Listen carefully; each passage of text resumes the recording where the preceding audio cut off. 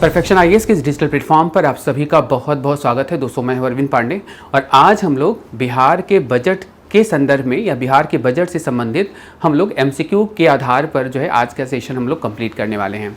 आप सभी को पता होगा आपके एग्ज़ाम बहुत ही करीब आ चुके हैं और आप लोगों की तैयारी जो है वो ज़ोर शोर से चल रही होगी। इसके पहले जो है बिहार इकोनॉमिक सर्वे यानी बिहार आर्थिक सर्वेक्षण 2023 के संदर्भ में हम लोगों ने लगभग 60 क्वेश्चन डिस्कस कर लिया है और मुझे उम्मीद है कि आप लोगों ने वो क्वेश्चंस देख लिए होंगे।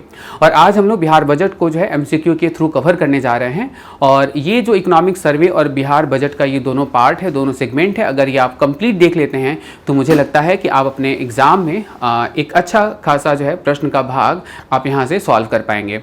तो आइए शुरू करते हैं बिना किसी देर के। सबसे पहला क्वेश्चन आपकी स्क्रीन पर है और प्रश्न है बिहार राज्य के संदर्भ में निम्न कथनों पर विचार कीजिए। और पहला स्टेटमेंट है राज्य सकल घरेलू उत्पाद 21-22 में 6.75 लाख करोड़ रुपए हो गया है। और दूसरा स्टेटमेंट कह रहा है कि 20-21 में बिहार को प्रति व्यक्ति जीएसडीपी यानी बिहार का जो पर कैपिटा जीएसडीपी है वो मौजूदा कीमतों पर 50,555 रुपए था। और आपसे पूछा जा रहा है कि सही विकल्प बताइए और विकल्प के रूप में आपके पास 4 गुण दिए हुए हैं जिसमें आपको सही विकल्प बताना है। तो बात करें अगर पहले स्टेटमेंट की बात करें तो 21-22 में 6.75 लाख करोड़ रुपए जीएसडीपी हो चुका है और ये आंकड़ा बिल्कुल सही है, यानी कि पहला स्टेटमेंट पूरी तरीके से सही आंकड़ा है। अगर बिहार के जीएसडीपी की तुलना आप पिछले 10 वर्ष के आधार पर करिए, यानी 2011 और 12 जो वित्तीय वर्ष रहा है यानी 10 वर्ष पहले करिए आप, तो आप देखेंगे कि बिहार की जीडीपी 2.47 लाख करोड़ रहा है। तो आप देखेंगे कि बिहार की जीडीपी में पिछले 10 सालों में लगभग कितने गुने की वृद्धि हुई है? 3 गुने की वृद्धि आप यहाँ पर देख सकते हैं, यानी बिहार की जीडीपी का आकार 3 गुना बढ़ गया है एक दशक के अंतर्गत। तो ये पहला जो स्टेटमेंट है ये पूरी तरीके से करेक्ट स्टेटमेंट है। और पढ़ते हैं दूसरे स्टेटमेंट की तरफ। दूसरा स्टेटमेंट कह रहा है 20-21 में बिहार का प्रति व्यक्ति जीएसडीपी जो है मौजूदा कीमतों पर 50,555 रुपया था और ये बिल्कुल जो है स्टेटमेंट ट्रू स्टेटमेंट है। यहाँ 20-21 का भी पूछा जा सकता है और अगर आपसे पूछ लिया गया 2021 और 2022 का बताइए आप, तो याद रखिएगा 2021 और 22 का 54,383 रुपये प्रति व्यक्ति प्रति वर्ष जो है आय थी बिहार राज्य का।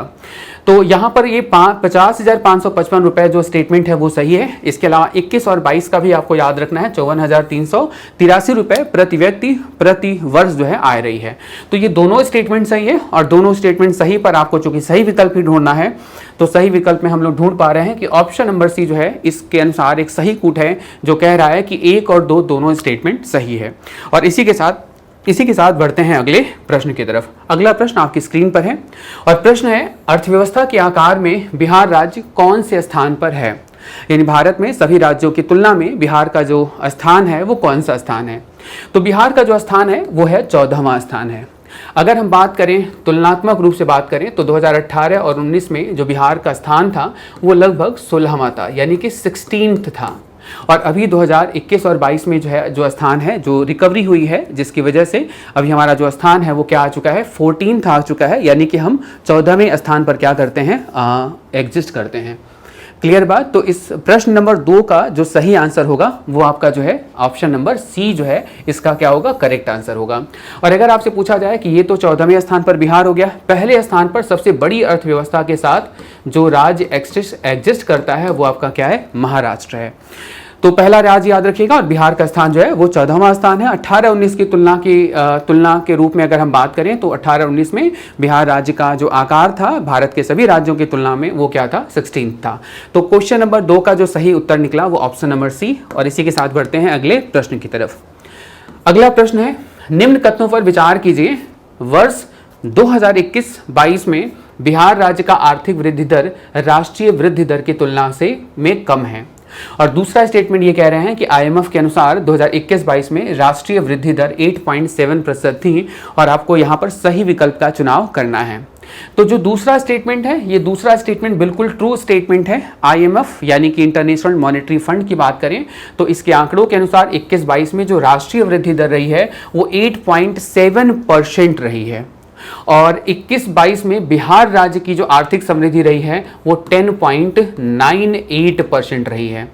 तो आप देखेंगे दूसरा स्टेटमेंट तो पूरा सही हो गया, लेकिन जब पहले स्टेटमेंट की तरफ आप बढ़ेंगे तो दिखाई देगा आपको कि 21-22 में बिहार राज्य की आर्थिक वृद्धि दर जो है राष्ट्रीय वृद्धि दर की तुलना में कम नहीं है। आप कंपैरिजन जब करेंगे तो यह जो है बिहार की आर्थिक समृद्धि दर राष्ट्रीय स्तर की समृद्धि दर से अधिक है।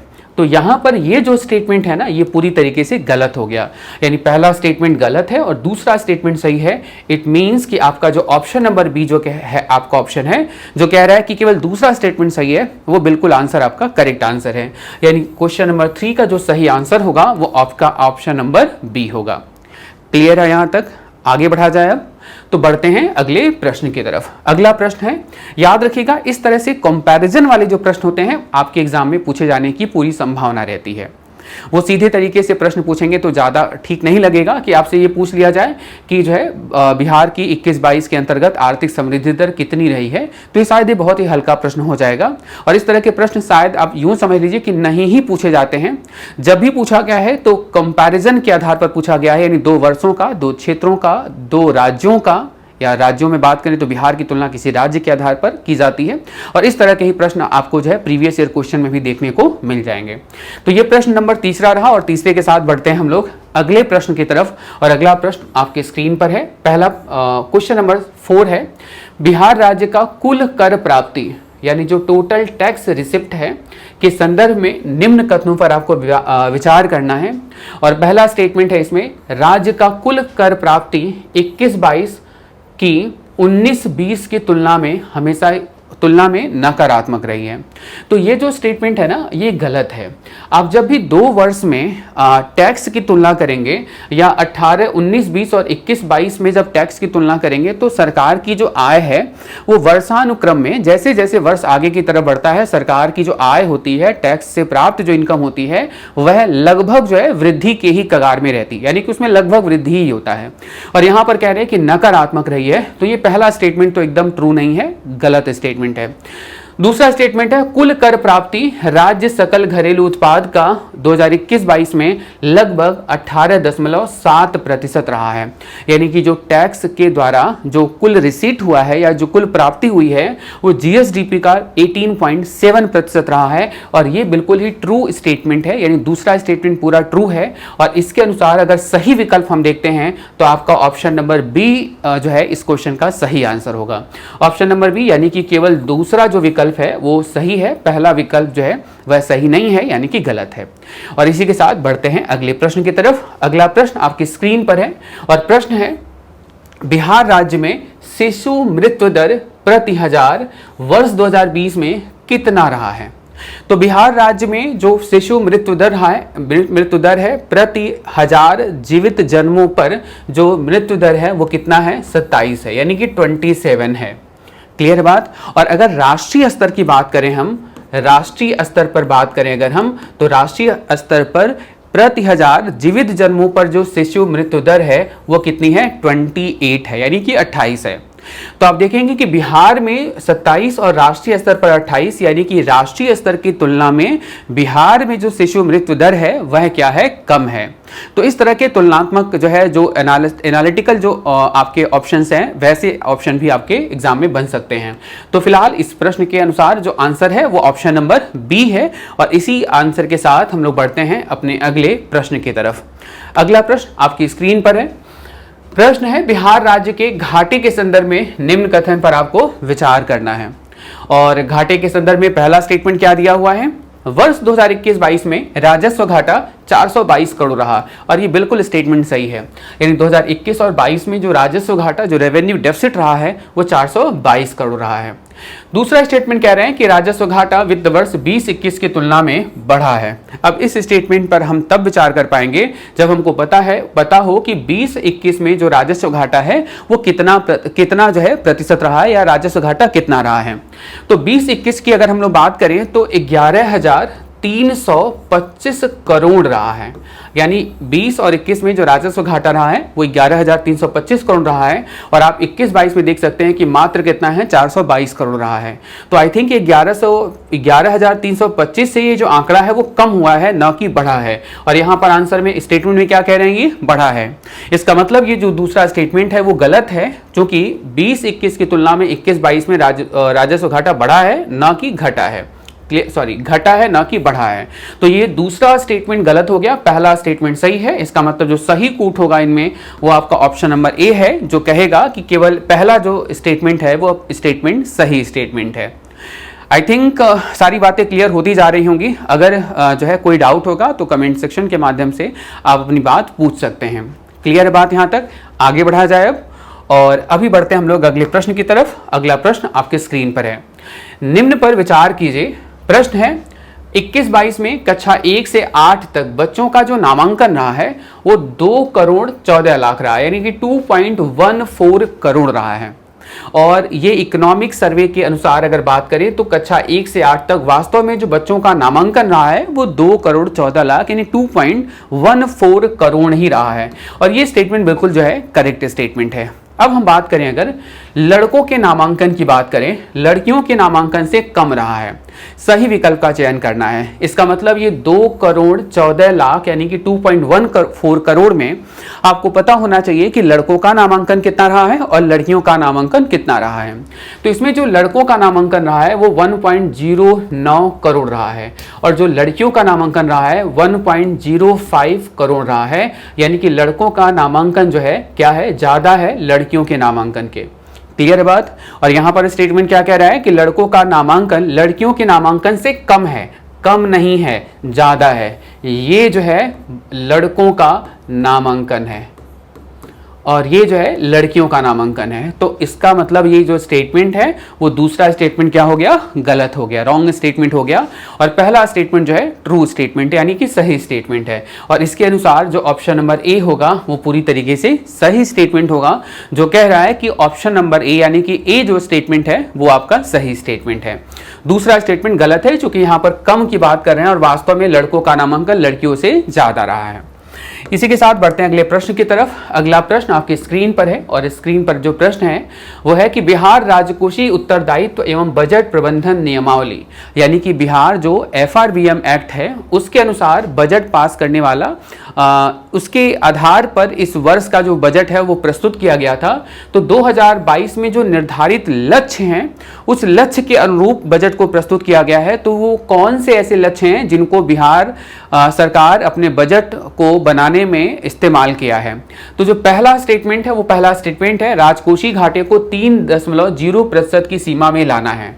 और ये इस बार जब बिहार का बजट प्रस्तुत किया गया तो वित्त मंत्री के द्वारा बताया गया कि इस बार का जो बजट है, ये बजट हम FRBM जो है जो एक्ट है उनकी जो अनुशंसाएं हैं उनको जो है हम फॉलो करते हुए या उसका अनुसरण करते हुए बिहार सरकार अपने बजट को प्रस्तुत कर रही है। तो इस बार ये बिहार के बजट में स्टेटमेंट दिया गया है कि जो राजकोषीय घाटा है उसको 3% तक लाना है, किसी भी हद तक, यानी किसी भी तरीके से 3% तक लाना है। तो ये स्टेटमेंट बिल्कुल सही है। दूसरा स्टेटमेंट है राजस्व अधिशेष जुटाना है, और इसी में आगे है कि राजस्व घाटे को कम करना है। राजस्व घाटा 422 करोड़ का जो घाटा है इस घाटे को शून्य पर लाना है। और इसके अलावा जो लक्ष्य है राजस्व है, राजस्व अधिशेष जुटाना है। तो ये दोनों ही स्टेटमेंट जो है सही विकल्प हैं, और अगर दोनों स्टेटमेंट सही विकल्प हैं तो ऑप्शन नंबर सी जो है इस क्वेश्चन का सही आंसर बन जाता है। यानी क्वेश्चन नंबर 8 का जो करेक्ट आंसर है वो आपका ऑप्शन नंबर सी है। हालांकि जब FRBM एक्ट का अनुसरण करते हुए जब बजट को प्रस्तुत किया जाता है तो इसमें मुख्य रूप से 4 जो है अनुसरण है, 4 स्टेटमेंट है जिनको फॉलो कर रहे हैं। जो 2 स्टेटमेंट आपको यहाँ पर दिए गए हैं, जो तीसरा स्टेटमेंट है वो ये है कि जो कुल बकाया ऋण राशि है वो सकल घरेलू उत्पाद की तुलना में कम करना है। यानी जो कुल बकाया ऋण राशि है जो GSDP है उसकी तुलना में क्या करना है, उसको कम करना है। ये तीसरा स्टेटमेंट है। और चौथा स्टेटमेंट ये है कि बिहार राज्य को अधिकतम आर्थिक समृद्धि दर हासिल करनी है और ये अधिकतम आर्थिक समृद्धि दर लगभग 15% से अधिक के आर्थिक समृद्धि की दर को या लक्ष्य को हासिल करने के उद्देश्य से इस बजट की पूरी रूपरेखा को तैयार किया गया है। तो ये आपका जो है क्वेश्चन नंबर 8 को हालांकि हम सॉल्व कर चुके हैं हम लोग, और इसका जो सही आंसर था वो ऑप्शन नंबर सी था। इसी के साथ बढ़ते हैं अगले प्रश्न की तरफ। अगला प्रश्न है, निम्न कथनों पर विचार कीजिए। और प्रश्न है, नई स्टार्टअप नीति के तहत महिलाओं को 5% अधिक सीड फंड का प्रावधान है। और दूसरा स्टेटमेंट है, 19 नव चयनित स्टार्टअप को 84 लाख रुपए का जो है सीड फंड प्रोवाइड किया जाएगा। तो सबसे पहले हम लोगों को जानना पड़ेगा कि न्यू स्टार्टअप नीति क्या है। तो नई स्टार्टअप नीति 2022 में बिहार में लागू हो चुकी है और इस स्टार्टअप नीति के अंतर्गत जो टोटल फंडिंग जो है किया जाएगा ये है आपका 8,000 करोड़ रुपए जो है बिहार सरकार के द्वारा भविष्य में नई स्टार्टअप नीति 2022 के अंतर्गत खर्च किया जाएगा। इसके अंतर्गत जो है 10 लाख रुपए तक स्टार्टअप जो है जो कंपनियां होंगी या स्टार्टअप करने वाले जो उद्यम होंगे उनको जो है सहायकी के रूप में दिया जाएगा, ऋण के रूप में दिया जाएगा 10 लाख रुपए तक। और महिलाओं को ये जो सीड फंड है ये 5% अधिक दिए जाने का प्राविधान है। सीड फंड का मतलब ऐसे समझिएगा कि किसी भी उद्यम को शुरू करने के लिए जो प्रारंभिक पूंजी होती है, जो प्रारंभिक फंड होता है, उसी को सीड फंड कहते हैं। तो महिलाओं को जो है 5% अधिक दिया जाएगा। और अगर ये SC ST का मैटर है यानी शेड्यूल कास्ट और शेड्यूल ट्राइब्स की अगर हम बात करें या दिव्यांग की बात करें तो ये सीड फंड 5 की जगह कितना % अधिक दिया जाएगा, 15% अधिक दिया जाएगा। तो इस अनुसार ये जो पहला स्टेटमेंट है ये पूरी तरीके से सही स्टेटमेंट हो जाता है। और जो दूसरा स्टेटमेंट है 19 नव चयनित स्टार्टअप को, यानी कि 19 स्टार्टअप को कंपनियों को चयन किया गया है, सेलेक्ट किया गया है और इनको 84 लाख रुपए का सीड फंड प्रदान किया गया है। और ये स्टेटमेंट बिल्कुल सही है, करंट का ये स्टेटमेंट है और ये दोनों स्टेटमेंट सही हो जाते हैं। और सही विकल्प के रूप में अगर हमको कूट ढूंढना होगा तो हमें ऑप्शन नंबर सी मिलता है, जो कहता है कि 1 और 2 जो स्टेटमेंट है वो पूरी तरीके से सही स्टेटमेंट है।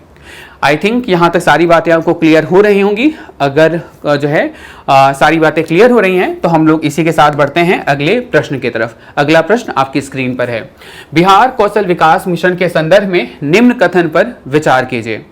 बिहार कौशल विकास मिशन के संदर्भ में अगर बात करें तो 2 स्टेटमेंट दिए हैं और आपको सही जो स्टेटमेंट है वो आपको प्रोवाइड करना है। तो बिहार कौशल विकास मिशन की बात करें तो वर्ष 2023-24 में 100 करोड़ रुपए का प्रावधान किया गया है, जो स्टेटमेंट पूरा गलत है। बजट में साफ साफ है कि 100 करोड़ नहीं किया गया है। कितने करोड़ का प्रावधान किया गया है? 10 करोड़ का प्रावधान किया गया है। यानी अगर हम बात करें तो जो है वर्ष 2023-24 के लिए बिहार कौशल विकास मिशन के अंतर्गत 10 करोड़ रुपए का प्रावधान किया गया है and that becomes the true statement. ये 100 करोड़ का जो स्टेटमेंट था ना, ये जो है स्टेटमेंट गलत था। वर्तमान में इस मिशन के तहत 1 लाख युवाओं को प्रशिक्षण प्रोवाइड किया जाएगा, 1 लाख युवाओं को प्रशिक्षण प्रदान किया जाएगा। ये स्टेटमेंट गलत है। दरअसल ये जो है जो करेक्ट आंसर है 6,468 जो है यानी 6,468 युवाओं को जो है इस कौशल विकास मिशन के अंतर्गत जो है वह प्रशिक्षण प्रोवाइड किया जाएगा, यानी प्रशिक्षण दिया जाएगा। तो यहाँ पर ये जो 1 लाख का स्टेटमेंट है ये गलत स्टेटमेंट हो गया। पहला स्टेटमेंट भी गलत हो गया और दूसरा स्टेटमेंट भी गलत हो गया। और ये दोनों स्टेटमेंट गलत होने के नाते जो हम लोग का सही कोड बनेगा वो ऑप्शन नंबर डी है और ऑप्शन नंबर डी जो है इस क्वेश्चन का सही आंसर बन रहा है। इसी के साथ बढ़ते हैं अगले प्रश्न की तरफ। अगला प्रश्न आपकी स्क्रीन पर है, समग्र गव्य विकास योजना के संदर्भ में निम्न कथन पर विचार कीजिए।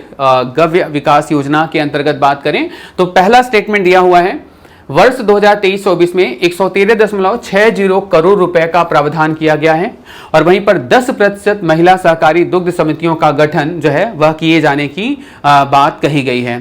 तो पहला स्टेटमेंट तो एकदम बिल्कुल सही है। 2023-24 में वास्तव में 113.60 करोड़ रुपए का प्रावधान किया गया है। कौन सी विकास योजना के अंतर्गत? समग्र गव्य विकास योजना के अंतर्गत। गव्य विकास हम सब जानते हैं दुग्ध उत्पादन से संबंधित ये योजना है। और जहां तक महिला सहकारी दुग्ध समितियों की गठन की बात है तो ये 10% नहीं लगभग 40% महिला सहकारी दुग्ध समितियों के गठन की बात की गई है। जो यहाँ पर 10% है ये गलत स्टेटमेंट है। पहला स्टेटमेंट ट्रू स्टेटमेंट है और इसके अनुसार जो सही आंसर सही कुट हो रहा है वो ऑप्शन नंबर बी है, जो कह रहा है कि केवल जो एक ऑप्शन है वो आपका सही ऑप्शन है। और इसी के साथ बढ़ते हैं अगले प्रश्न की तरफ। अगला प्रश्न आपके स्क्रीन पर है। प्रश्न है, मुख्यमंत्री कन्या विवाह योजना के लिए वर्ष 2023-24 में कितने रुपए का प्रावधान किया गया है? तो वर्ष 2023-24 में मुख्यमंत्री कन्या विवाह योजना के अंतर्गत 100.43 करोड़ रुपए का प्रावधान किया गया है। और इस मुख्यमंत्री कन्या विवाह योजना के अंतर्गत जो बीपीएल परिवार हैं या ऐसे परिवार जिनकी वार्षिक आय 60,000 से कम है, कन्या के विवाह पर 5,000 रुपए का लाभ दिया जाता है, यानी 5 रुपए की धनराशि दी जाती है और ये धनराशि डायरेक्ट बेनिफिट ट्रांसफर के अंतर्गत दी जाती है, जिसके लिए 2023 और 24 में जो फंडिंग की गई है बजट के माध्यम से वो 100.43 करोड़ रुपए का फंडिंग किया गया है। और इसी तरीके से हम लोग बढ़ते हैं अगले प्रश्न की तरफ। अगला प्रश्न आपकी स्क्रीन पर है। प्रश्न है, सूची 1 और सूची 2 यानी कि 2 लिस्ट दिया हुआ है और पूछा जा रहा है 2023 के संदर्भ में आपको सुमेलित करना है। तो बात करें अगर हम लोग मुख्यमंत्री नारी शक्ति योजना की बात करें तो मुख्यमंत्री नारी शक्ति योजना के अंतर्गत अगर हम बात करें मुख्यमंत्री नारी शक्ति योजना की बात करें तो इसके अंतर्गत कितना फंडिंग किया गया है? तो याद रखिएगा इसके अंतर्गत 60.20 करोड़ की फंडिंग की गई है। वहीं पर मुख्यमंत्री बालिका साइकिल योजना की बात करें तो बालिका साइकिल योजना के अंतर्गत 50 करोड़ की फंडिंग की गई है। मुख्यमंत्री बालिका पोशाक योजना की बात करें तो लगभग 100 करोड़ की फंडिंग की गई है। और मुख्यमंत्री कन्या उत्थान योजना की बात करें तो ये 400 करोड़ की फंडिंग की गई है। यानी आप जो है वह डिसेंडिंग ऑर्डर में आप जो है यहाँ पर एग्जिस्ट हो सकते हैं, यानी कि 4, 3, 2, 1। तो 4, 3, 2, 1 जो है ये आपका ऑप्शन नंबर बी जो है वह सटीक बैठ रहा है, सही ऑप्शन बैठ रहा है। यानी मुख्यमंत्री नारी शक्ति योजना की बात करें तो 60.20 करोड़ रुपए, मुख्यमंत्री बालिका साइकिल योजना के लिए जो बजट में 23-24 में प्रावधान है वो 50 करोड़ का है। मुख्यमंत्री बालिका पोशाक योजना की बात करें तो 100 करोड़ रुपए और वहीं पर मुख्यमंत्री कन्या उत्थान योजना की बात करें तो कुल 400 करोड़ रुपए का इस बजट में प्रावधान किया गया है। और इसके अनुसार जो सही सुमेलित या सही जो सूची बनाने वाला जो स्टेटमेंट है वो आपका ऑप्शन नंबर बी है। इसी के साथ बढ़ते हैं अगले प्रश्न की तरफ। अगला प्रश्न है, निम्न कथनों पर विचार कीजिए। प्रश्न है, पशु एवं मत्स्य संसाधन के विकास हेतु वर्ष 2023-24 में 525.38 करोड़ रुपए का प्रावधान किया गया है और वर्तमान में बिहार राज्य के सभी पशु अस्पताल में कृत्रिम गर्भाशय की सुविधा उपलब्ध है। बात करें अगर हम लोग पशु एवं मत्स्य संसाधन विकास हेतु 23-24 में बजट आवंटन की बात करें तो कई बार बजट का आवंटन एग्जाम में परीक्षाओं में पूछा जाता है। तो इस बार जो बजट का आवंटन किया गया है वो 525.38 करोड़ किया गया है, यानी कि जो पहला स्टेटमेंट है ये पूरी तरीके से सही स्टेटमेंट है। और वहीं पर बात करें अगर वर्तमान में बिहार राज्य के सभी पशु अस्पताल में कृत्रिम गर्भाशय की सुविधा उपलब्ध है तो ये जो स्टेटमेंट है ये स्टेटमेंट सही स्टेटमेंट नहीं है। बात करें अगर जो है इस समय वर्तमान में बिहार में 1137 जो है पशु अस्पताल उपलब्ध हैं और इनमें से अगर बात करें तो 566 यानी कि 566 अस्पताल ऐसे हैं जहां पर कृत्रिम गर्भाशय की सुविधा उपलब्ध है। यानी कि बिहार में जितने पशु अस्पताल हैं उन सभी पशु अस्पताल में कृत्रिम गर्भाशय की सुविधा उपलब्ध नहीं है। तो ये स्टेटमेंट गलत हो गया आपका। पहला स्टेटमेंट सही होने के साथ आपका जो पहला कूट होता है वो बिल्कुल सही कूट बन जाता है, यानी केवल एक जो है वो सही स्टेटमेंट है, यानी ऑप्शन ए जो है इस प्रश्न का सही आंसर है। इसी के साथ बढ़ते अगले प्रश्न की तरफ। अगला प्रश्न है, सूची 1 और सूची 2 में वर्ष 23-24 के संदर्भ में सुमेलित करना आपको। और आपसे पूछा जा रहा है कि उत्तर कोयल नहर परियोजना के लिए सरकार के द्वारा कितना खर्च किया जा रहा है। तो याद रखिएगा इसके लिए जो खर्च अमाउंट है 67.91 करोड़ है। और वहीं पर बात करें अगर कुंड घाट जलाशय योजना के अंतर्गत तो इसके अंतर्गत जो फंडिंग है वो 70 करोड़ है। मुख्यमंत्री महिला उद्यमी योजना के अंतर्गत अगर हम बात करें तो ये जो आपका है वो है 250 करोड़ के आसपास है। और वहीं पर मुख्यमंत्री ग्राम संपर्क योजना की बात करें तो इसके लिए 237.98 करोड़ के आसपास जो है वह खर्च किया जा रहा है। और इसके अनुसार अगर हम लोग सही आंसर को सुमेलित करें तो ए का आंसर 2 हो रहा है और बी का आंसर जो है वह 1 है, सी का आंसर जो है 4 है और डी का ऑप्शन आपका 3 है। यानी कि अगर सही सुमेलित की बात करें तो ऑप्शन नंबर सी जो होगा वो इस क्वेश्चन का करेक्ट आंसर होगा। क्लियर है? मैं एक बार फिर से कह रहा हूं कि कई बार बजट में जो सवाल पूछे जाते हैं वो डायरेक्ट सवाल यही होते हैं कि विभिन्न विभागों को या विभिन्न मंत्रालयों को या विभिन्न योजनाओं पर सरकार के बजट में कितना हिस्सा स्थान मिला है, या सरकार के बजट से कितने फंड का आवंटन हुआ है, या वह आवंटन बिहार सरकार के कुल बजट में क्या प्रतिशत रखता है। ऐसे प्रश्न कई बार प्रीवियस ईयर में पूछे गए हैं और आने वाले समय में भी पूछे जाने की पूरी संभावना है। तो इनको भी आप जो है, इस फंड को भी आप एक बार जरूर लिख लीजिएगा और इसको एक बार तैयार कर लीजिएगा। इसी के साथ बढ़ते हैं अगले प्रश्न की तरफ। निम्न कथनों पर विचार कीजिए। ये विचार है दरअसल, तो विचार करने की बात की जा रही है आपसे। और पहला स्टेटमेंट है, बिहार राज्य का 35% आबादी कृषि पर आधारित है। अब मुझे लगता है कि ये स्टेटमेंट तो ब्लंडर मिस्टेक हो गया। बिहार एक कृषि प्रधान वाला स्टेट है, राज्य है, और वहां पर केवल 35% आबादी कृषि पर आधारित है। ये बिल्कुल स्टेटमेंट गलत हो गया। ये 35% की जगह जो सही स्टेटमेंट है वो आपका 76% जो आबादी है ये जो है कृषि पर आधारित है, या मुख्य व्यवसाय यहाँ पर कृषि है। तो पहला स्टेटमेंट गलत हो गया। राज्य को 5 कृषि कर्मण पुरस्कार प्राप्त है, और ये बिल्कुल ट्रू स्टेटमेंट है। आप सभी लोगों ने देखा होगा कि बिहार राज्य को 11-12 से लेकर और 17-18 तक 5 कृषि कर्मण पुरस्कार प्राप्त हैं। वह कृषि कर्मण पुरस्कार गेहूं के क्षेत्र में है, गेहूं उत्पादकता को अधिक करने के लिए, चावल उत्पादकता को बढ़ावा देने के लिए और मक्का के उत्पादन को बढ़ावा देने के लिए अलग अलग वर्षों में 5 कृषि कर्मण पुरस्कार जो है वह प्राप्त हैं। तो दूसरा स्टेटमेंट बिल्कुल सही है, और इसके अनुसार जो सही कूट बनता है वो ऑप्शन नंबर बी, जो कह रहा है कि केवल दूसरा स्टेटमेंट सही है, पहला जो स्टेटमेंट है वह गलत स्टेटमेंट है। इसी के साथ बढ़ते हैं अगले प्रश्न की तरफ। अगला प्रश्न है, जैविक कॉरिडोर के अंतर्गत किसानों को प्रति एकड़ जो है कितने रुपए की आर्थिक सहायता प्रोवाइड की जा रही है, कितने रुपए की आर्थिक सहायता दी जा रही है।